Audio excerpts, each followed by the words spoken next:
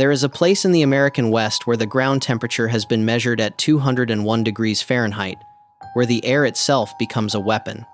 Where a person in perfect health, carrying water, following a marked trail, can be dead within hours of making a single wrong decision.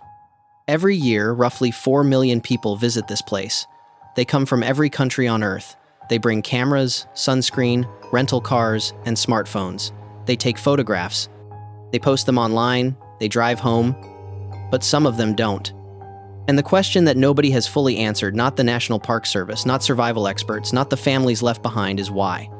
Not why Death Valley is dangerous. Everyone knows it's dangerous. The question is why, despite that knowledge, people keep dying there in ways that should have been preventable. Why the warnings don't work, why the preparations fail, why experienced people make the same mistakes as first-time visitors, why the valley keeps collecting the dead. To answer that, you have to understand something that most people who visit Death Valley never grasp until it's too late. The danger isn't what it looks like. Death Valley sits in the northern Mojave Desert, straddling the border between California and Nevada.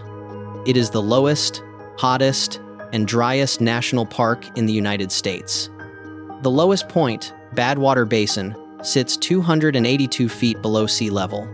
The surrounding mountains, the Panamint Range to the west, the Amargosa Range to the east, trap heat the way a bowl traps water. Hot air descends from the mountains, compresses, and heats further as it falls. The valley floor absorbs solar radiation and radiates it back upward. The result is a feedback loop of heat that has no equivalent anywhere else in North America. On the 10th of July 1913, a weather station at Furnace Creek recorded an air temperature of 134 degrees Fahrenheit. For over a century, that figure stood as the highest reliably recorded air temperature in world history. In 2020, a reading of 130 degrees Fahrenheit was recorded at the same station, making it the hottest temperature recorded anywhere on Earth in over 100 years. The ground itself, on a clear summer day, can exceed 200 degrees. Hot enough to cook an egg, hot enough to cause third-degree burns through the soles of a shoe. The park covers 3.4 million acres. To put that in perspective, it is larger than the state of Connecticut. It contains 1,000 miles of roads, most of them unpaved. Cell service exists in fragments, concentrated near the visitor center at Furnace Creek, and almost nowhere else. The nearest trauma center is roughly 2 hours away under ideal conditions. Under the conditions that typically accompany a Death Valley emergency, extreme heat, vehicle failure, disorientation, 2 hours might as well be 2 days. The park receives 4 million visitors annually. Most of them arrive between October and April when temperatures are manageable, but a significant number arrive in summer. Some of them know exactly what they're walking into. Some of them have no idea. The ones who have no idea are not always the ones who die. Death Valley got its name in the winter of 1849 and 1850, when a group of emigrants attempting to find a shortcut to the California gold fields became lost in the valley for weeks. They were part of a larger migration west, and they had been told incorrectly that a southern route through the desert would save them time. It did not. They wandered through the valley, their oxen dying, their food running out, their water nearly gone. Most of them survived, eventually finding their way out through the Panamint Mountains. But as they crested the ridge and looked back at the valley below, one member of the group reportedly said, "Goodbye, Death Valley." The name stuck. What's significant about that story isn't the drama of it, it's the mechanism. A group of people, acting on bad information, made a navigational decision that nearly killed them. They were not reckless, they were not unprepared by the standards of their time. They were simply wrong about where they were and what the land would do to them. That same mechanism, bad information, confident decision-making, catastrophic outcome, appears in nearly every documented death in Death Valley for the next 175 years. The human body maintains a core temperature of approximately 98.6 degrees Fahrenheit. When the surrounding air temperature exceeds that, the body can no longer cool itself through convection, the passive exchange of heat with cooler air. It shifts entirely to evaporative cooling, meaning sweat. In Death Valley's summer heat, a person at rest can lose between 1 and 2 liters of water per hour through sweat alone. A person walking loses significantly more. The problem is that thirst is not a reliable indicator of dehydration. By the time a person feels thirsty in extreme heat, they are already meaningfully dehydrated. By the time they feel dizzy or confused, They may have lost enough fluid to impair judgment, and impaired judgment in Death Valley is not a minor inconvenience. It is the beginning of a sequence that, without intervention, ends in death. Heat exhaustion, the stage before heat stroke, produces symptoms that are easy to misread: fatigue, nausea, headache, muscle cramps. A person experiencing heat exhaustion in Death Valley might sit down to rest, believing they simply need a moment. They might drink some water, they might feel slightly better, and then, because the underlying problem, core body temperature continuing to rise, has not been addressed, they deteriorate further. Heat stroke begins when core body temperature exceeds approximately 104 degrees Fahrenheit. At that point, the body's cooling mechanisms begin to fail. Sweating may stop, the skin becomes hot and dry. Confusion intensifies, seizures can occur. Without rapid cooling and medical intervention, heat stroke is fatal. The window between feeling unwell and being in mortal danger can be less than an hour. Most people who die of heat-related illness in Death Valley are not found collapsed on a trail. They are found in their cars, near their cars, a short distance from their cars, which raises a question that investigators and park rangers have asked repeatedly over the decades. Why do people leave their vehicles? A vehicle, even a broken-down vehicle in the middle of Death Valley, provides shade. It is visible from the air. It is a fixed point that search and rescue teams can locate. Every piece of official guidance from the National Park Service, from survival experts, from desert safety organizations says the same thing. If your vehicle breaks down in Death Valley, stay with it. Do not walk for help. Do not attempt to reach the road on foot. Stay with the vehicle. And yet, people leave.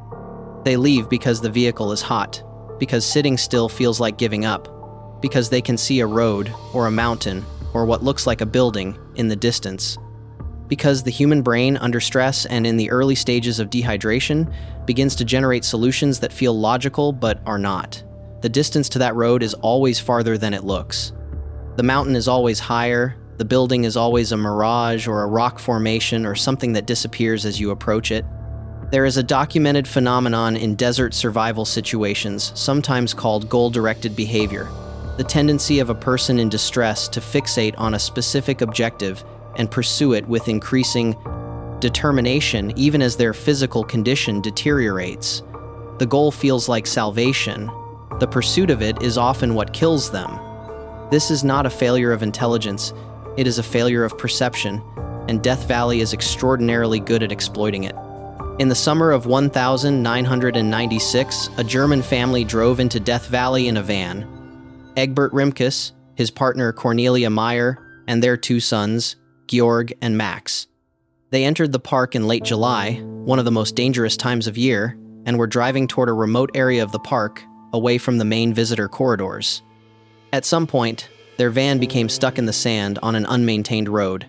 What happened next is reconstructed from physical evidence, because no one survived to describe it. The family left the van. They walked. In the direction they chose, there was no water, no shade, no road, and no help.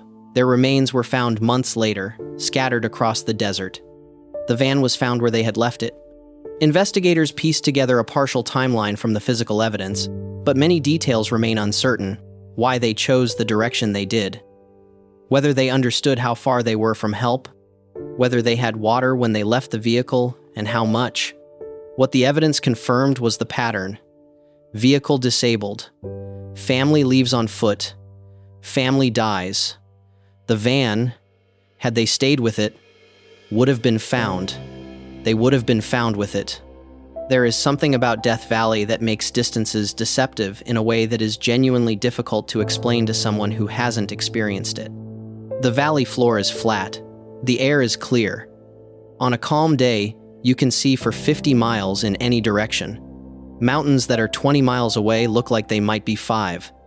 A road that is 3 miles distant looks like it might be 1. The scale of the landscape overwhelms the human visual system, which evolved to judge distance in environments with trees, buildings, and other familiar reference points. In Death Valley, those reference points don't exist. Everything is enormous, and nothing tells you how enormous. This perceptual distortion has been noted by park rangers, survival experts, and researchers who study desert navigation. It is not a quirk. it is a consistent feature of the environment. And it means that a person who decides to walk to that road, or that mountain, or that structure in the distance, is almost certainly underestimating the distance by a factor of 2, 3, or more. In 100-degree heat, with limited water, that miscalculation is not recoverable. In August 2009, a man named David Cascio entered Death Valley alone. He was 23 years old. He had driven from Las Vegas. He parked his car near a trailhead and set out on foot into the backcountry. He did not return. His body was found approximately 2 miles from his vehicle. The temperature on the day he died was reported to be above 110 degrees Fahrenheit. 2 miles is not a long walk. On a cool day, on a flat surface, with adequate water, 2 miles takes less than 40 minutes. In Death Valley in August, in direct sun, with insufficient hydration, 2 miles can be a death sentence. The math of heat and distance in that environment is not intuitive. It does not match what the body has learned from a lifetime of walking in temperate conditions. And that mismatch between what the body expects and what the desert delivers is one of the most consistent factors in Death Valley fatalities. Not all of Death Valley's deaths are heat-related, and the ones that aren't reveal a different kind of danger, one that has nothing to do with temperature and everything to do with the sheer scale and isolation of the place. The park contains hundreds of abandoned mines. Some of them are marked. Many are not.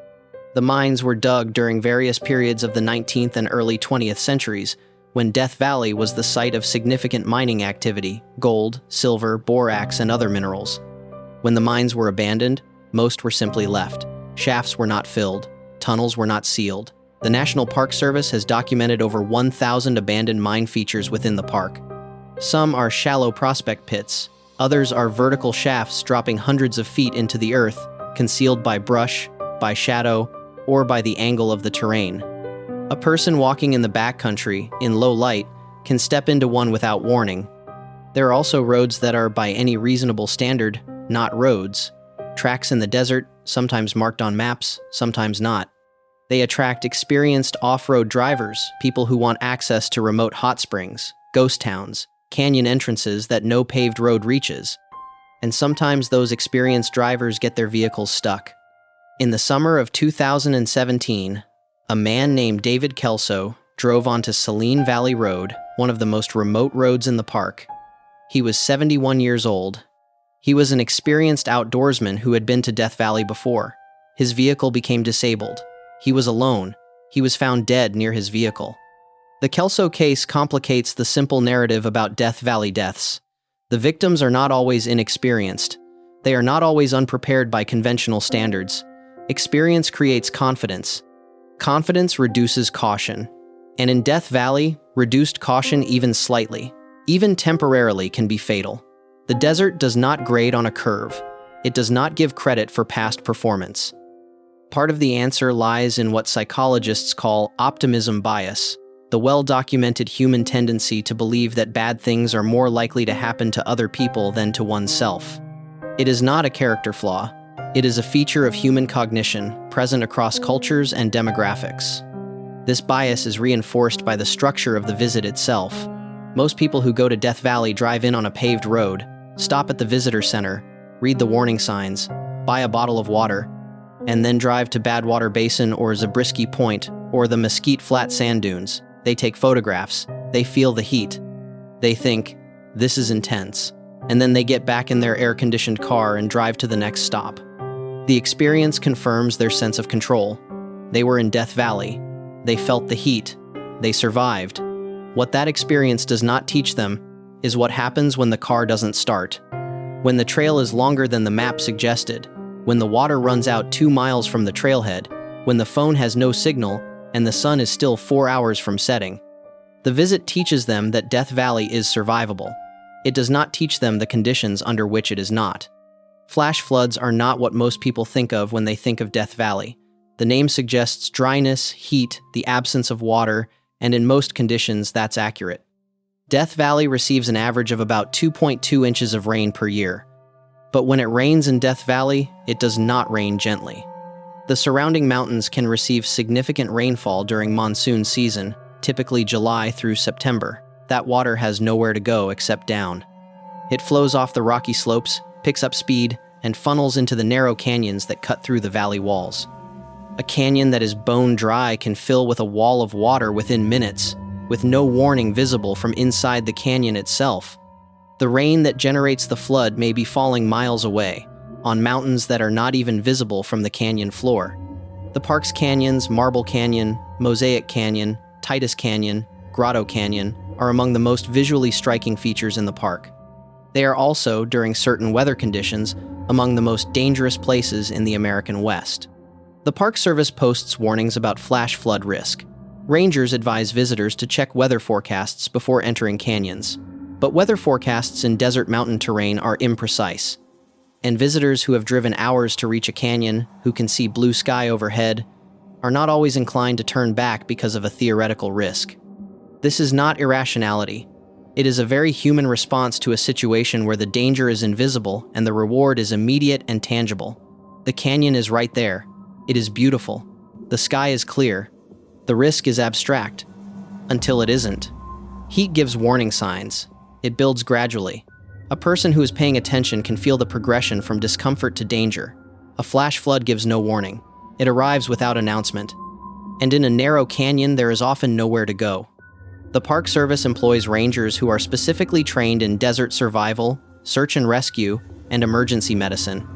They are, by any measure, extraordinarily capable people working in extraordinarily difficult conditions, and they will tell you, if you ask them, that the most common thing they see is not recklessness. It is miscalculation. People who brought water but not enough. People who started a hike at a reasonable time but underestimated the distance. People who had a plan, but the plan didn't account for a vehicle breakdown, or a wrong turn, or a trail that was longer than the map suggested. People who were prepared for the Death Valley they expected, not the Death Valley they encountered. Rangers have described situations where they reached a visitor in distress and found that the visitor had done almost everything right. Almost. One water bottle short, 1 hour too late starting the return trip. One wrong turn on an unmarked road. In Death Valley, almost right is not right enough. This is not a comfortable thing to say. It implies a standard of preparation that most people, in most contexts, would consider excessive. Carrying twice as much water as you think you need. Starting hikes before dawn, turning back at a predetermined time regardless of how close the destination seems, telling someone your exact route and expected return time before you leave. These are not the behaviors of casual tourists. They are the behaviors of people who have genuinely internalized the possibility that things could go wrong. Most people have not internalized that possibility. Not really. Not in the way that changes behavior. The park does not have the resources to patrol every road, every trail, every canyon. Rangers respond to emergencies when they are reported. They conduct welfare checks when someone is overdue. They search when a person is reported missing, but they cannot be everywhere, and in Death Valley, the distance between where a ranger is and where a person is in trouble can be measured in hours. The people who enter the park are, in a meaningful sense, on their own. Most of the time, that's fine. But the minority who need help and can't get it in time, they are the ones who reveal the true nature of the place. Not a park in the conventional sense, with the implied infrastructure of safety that word suggests. A wilderness, a genuine wilderness, with all that implies. There is something that happens to people in extreme heat that is not widely understood outside of wilderness medicine circles. It is called paradoxical undressing, and it occurs in the late stages of heat stroke. The body's thermoregulatory system becomes so disrupted that the person feels the opposite of what they should feel. A person dying of heat stroke may feel cold. They may remove their clothing in the final stages of the illness. They may walk away from shade. They may lie down in direct sun. This is the final cruelty of heat stroke. It takes away the very faculties that might allow a person to save themselves. By the time the situation is truly desperate, the person may no longer be capable of recognizing that it is. The satellite communicator devices like the Garmin InReach or the Spot Tracker represents the most significant technological development in backcountry safety in the past 2 decades. It allows a person in a location with no cell service to send a distress signal that is received by a monitoring center and relayed to emergency services. It works in Death Valley. It works in the most remote areas of the park. Deaths have occurred in Death Valley among people who did not have a satellite communicator. Deaths have also occurred among people who had one but did not activate it in time, or who activated it after already having been in extreme heat for several hours, in a location that is an hour's helicopter flight from the nearest hospital. The technology has improved the odds. It has not eliminated the risk. The Timbisha Shoshone people have lived in and around Death Valley for centuries. Their descendants still live there today. They know where the water is. They know the seasonal patterns. They know the terrain in the way that comes from generations of living in a place, not visiting it. Their relationship with the valley is not one of conquest or endurance, it is one of adaptation. They did not try to make Death Valley into something it is not. They learned what it was and lived accordingly. Modern visitors bring a different relationship. They bring the assumption that the landscape can be managed, that the risk can be mitigated, that preparation and technology can bridge the gap between human capability and environmental reality. And most of the time, they are right. Most of the time, preparation and technology are enough. But Death Valley is the place where, most of the time, is not good enough, where the gap between human capability and environmental reality is wider than anywhere else in the country, where the consequences of being wrong are immediate and irreversible. Every year, the cycle continues. 4 million visitors, warning signs, ranger advisories, water recommendations, and deaths. Not many, relative to the visitation numbers, but consistent. Year after year, in summer and in spring, in heat and in floods, experienced people and inexperienced people, prepared people and unprepared people. The deaths are not random. They follow patterns that are well established and well documented, and yet the patterns repeat, which means that the problem is not a lack of information. The information exists. The warnings exist. The patterns are known. The problem is something deeper. Something about the way human beings process risk. Something about the gap between knowing a danger and feeling it. Something about the way confidence and optimism and the desire for experience override the abstract knowledge of consequence. Death Valley does not kill people because it is a mystery. It kills people because it is exactly what it appears to be. And human beings are extraordinarily good at convincing themselves that what appears to be true is not quite true in their specific case. There is a sign at the entrance to Death Valley that reads in part, "Prepare for extreme heat." It is a good sign. It is accurate. It is insufficient. Because prepare for extreme heat implies that preparation is possible. That there is a level of preparation that makes Death Valley safe. And there is not. There is a level of preparation that makes Death Valley survivable for most people in most conditions. That is different. The difference is not semantic. It is the difference between a place that can be managed and a place that can only be respected. Respect, in this context, means something specific. It means accepting that the desert is not a backdrop for human experience. It is not a setting. It is not a stage. It is a place with its own logic, its own rules, its own indifference to human presence. It was here before the first human being walked into it. It will be here after the last one leaves.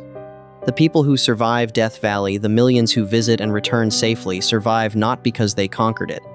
They survive because they moved through it carefully, with adequate resources, and left before it had time to show them what it really is.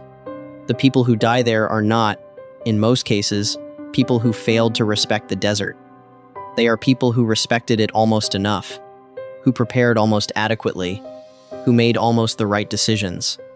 In Death Valley, almost is the most dangerous word in the language.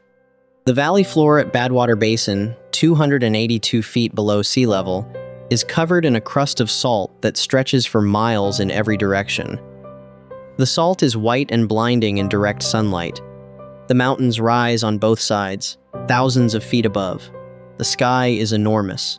The silence is absolute. Standing there, it is possible to understand, in a way that no warning sign can convey, what Death Valley actually is. Not a park. Not a destination. Not a record holder for temperature or depth or dryness. It is a place where the Earth's indifference to human life is made visible. Where the conditions that existed before human beings arrived, and that will exist after human beings are gone, are still present and still operating.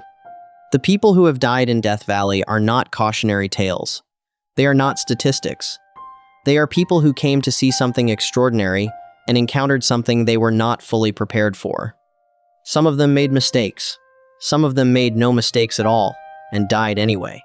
Some of them are still out there, in the backcountry, in the canyons, in the desert that does not give back what it takes.